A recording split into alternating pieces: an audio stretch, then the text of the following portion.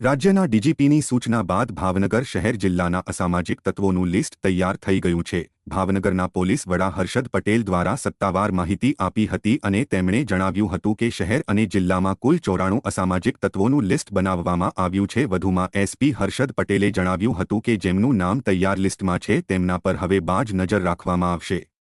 આમ ભાવનગર શહેર જિલ્લામાંથી અસામાજિક પ્રવૃત્તિ કરતા તત્વોને નેસ્તનાબૂદ કરવા એસપી હર્ષદ પટેલ અને પોલીસ તંત્ર દ્વારા કમર કસવામાં આવી છે।